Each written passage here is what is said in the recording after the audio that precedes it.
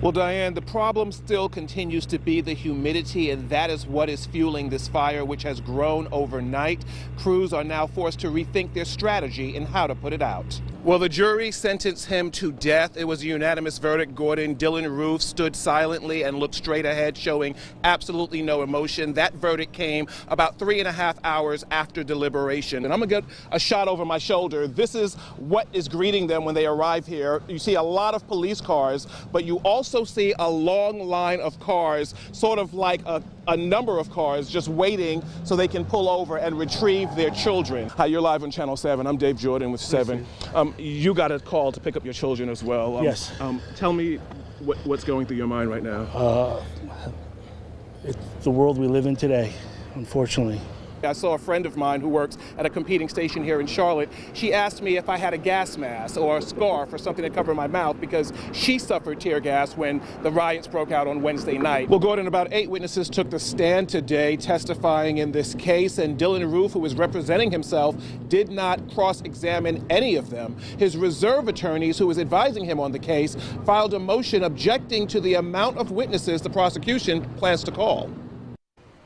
Friends and relatives of Myra Thompson, Sharonda Coleman Singleton, DePayne Middleton Doctor, and Reverend Daniel Simmons spent hours telling the jury about the positive impact their loved ones had on their lives and the community at large. But lawyers for Dylann Roof said the number of witnesses is too much. One of his attorneys said in a motion 38 victim impact statements is the same amount used in Timothy McVeigh's trial, where 168 people died in the Oklahoma City bombing.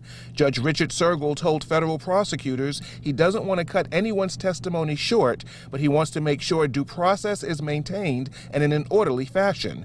Federal prosecutors said they want to make sure everyone who wants to testify has that chance, but then said it's unlikely they will call 38 witnesses.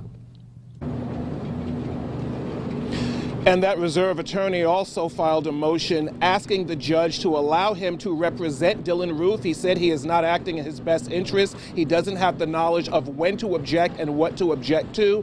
The judge in the case denied the motion. We are live tonight in Charleston. Dave Jordan, 7 News. Dylann Roof's not an attorney, Dave. I mean, Roof wants to represent himself in this sentencing phase. What's he doing as the man next to him stands up and says this guy's not qualified? Well, Gordon, simply he is sitting in the courtroom. He is not having any emotion. He is looking forward. The only time he actually talks is when he acts not to object to something. There are exchanges between he and the reserve attorney, but that's basically it. It was very heated in court today as well, with the reserve attorney arguing and saying, you know, some of the testimony, for example, a dream sequence. One of the witnesses who testified said her mother came to her in a dream, and she testified to that, and Dylann Roof didn't object to it. Well, his reserve attorney said, this is not a memorial, this is a trial, this is his sentencing phase. And the judge said, this is what I had wanted to avoid. We talked to him about this. I don't think anything that he's doing or not doing is improper, and that's why that motion was denied. All right. Dave Jordan live in Charleston. Thank you, Dave. Well, Diane, the problem still continues to be the humidity, and that is what is fueling this fire, which has grown overnight. Crews are now forced to rethink their strategy in how to put it out. This is normally one of the busiest tourist seasons in Chimney Rock, but tonight it's practically a ghost town because of a mandatory evacuation order. Looks like it's getting a little out of control, so I think the best bet is to just get my animals out and just be safe about it. Chris Williams lives and works in the area. He's been here about 2 years and says this is the worst wildfire he has ever seen. I've seen small brush fires that are out within a day or so, but this has been going on now for what, close to a week. I mean, it's scary stuff.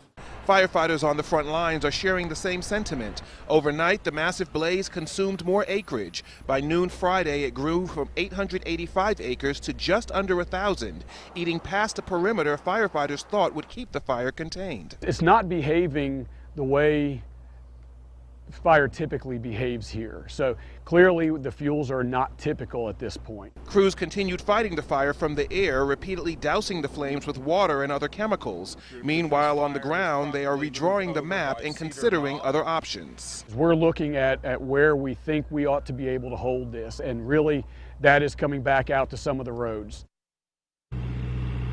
Now, the problem here is twofold. First of all, this terrain is not equipped for the heavy equipment generally used to create a fire line, like a bulldozer. As you can see behind me, this is a mountainous fire, so that is presenting a challenge. Also, the fire is moving so quickly that everything that they are planning on doing, they are not able to do. Within the last 5 minutes, I got an update from the Forest Service. They told me that the fire is now at 1,914 acres, 15% containment, a lot going on here tonight. We're live in Rutherford County. Dave Jordan, 7 News. Dave, so many acres there. Can you give us an understanding of how many fire departments are fighting this and if they've asked for outside help from other states? Well, Diane, there are about 8 fire departments just in the region alone that have come in to help, because you have to remember the Forest Service is taking the lead on putting the fire out, but they are not equipped to put the fire out as it pertains to homes, some of which are in the path of the fire. That's where these other crews come in, or the local fire crews come in. We're also seeing firefighters from Florida. One crew arrived from Oregon just this morning, and apparently just in the nick of time. Dave, that siren in the top of your story is so jarring to hear with these phrase mandatory evacuation. Can you shed some light on exactly what that means? I mean, they're not dragging people out of their houses. Does it mean they're not going to come help you if you need it? Well, they are telling people to leave. There's voluntary, as you know, Gordon, and there's also mandatory. You know, we spoke with that woman who is the coffee shop owner who was evacuated. She told me that she had a voluntary evacuation notice put on her door. Then within a few hours, they came and said, you guys have to leave. You need at least 2 hours to get your stuff and get out of here. This is pretty much where we are right now, and that evacuation order came in just late this afternoon. Very serious business. Unbelievable, even just seeing all the smoke behind you. Dave Jordan live in the Lake Lure area. Yes. Thank you, Dave. Well, Diane and Gordon, the city tells me that Officer Billy Hyatt resigned over the phone when he was called in to discuss this use of force incident with the police chief. Tonight, we have learned that there is another incident that is also being investigated.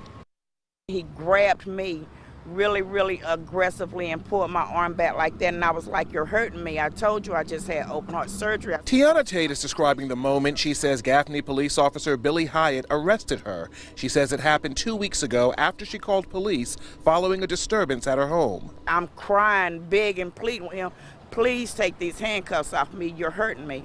Tate filed an excessive force complaint September 19th. That same day, the Cherokee County Sheriff's Office contacted police about a separate incident involving Hyatt. In a police report, Hyatt said he was taking a domestic violence suspect to jail when the man hit his face on a wall and the floor. Hyatt was suspended and resigned over the phone the next day. We work very hard to protect all citizens and protect all citizens equally and to treat all citizens fairly and equally. City Administrator James Taylor says the department moved quickly by calling SLED to take over the investigation. Gaffney police are also taking a closer look at some of its policies. Our training office has already been meeting with the shifts and reviewing our use of force policy and doing some additional training, awareness. Hyatt has been with the department for 6 years. We're told that he had no complaints of this nature in his file. By the way, Gaffney police said it had no idea about Tate's claims until we told them about it.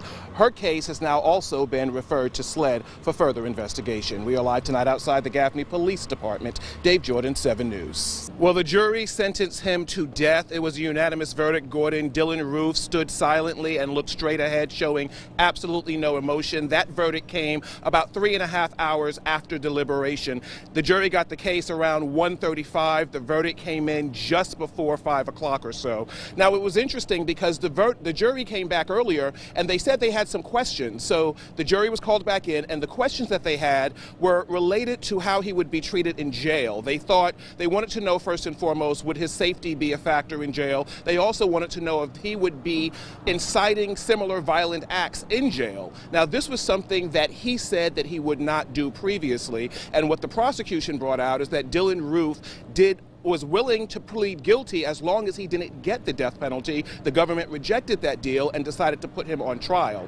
Now, there was a lot of speculation as to what would happen, and then the jury came back at around just before 5 o'clock, and that was the verdict. Again, Dylann Roof sentenced to death by a jury of his peers. We are live tonight in Charleston. Dave Jordan, 7 News. Dave, I know you're not a lawyer, and I don't want to put you on the spot with specific legal questions here, but Dylann Roof's not a lawyer either, and he was representing himself during this sentencing phase of the trial. Does that mean there is grounds for appeal or a new trial here after this sentence? Well, just as I was walking out, Dylann Roof, who is the lead attorney on this case, asked the judge for a new trial, and he has 90 days to make that decision. The judge has scheduled a formal sentencing hearing for 9:30 tomorrow, and we should know then whether or not this is going to go through. And keep in mind, I should just say this really quickly, when someone is sentenced to death, there are a lot of appellate appeals that will be made. So this is not an instant decision. This is something that will take place naturally through the Court of Appeals.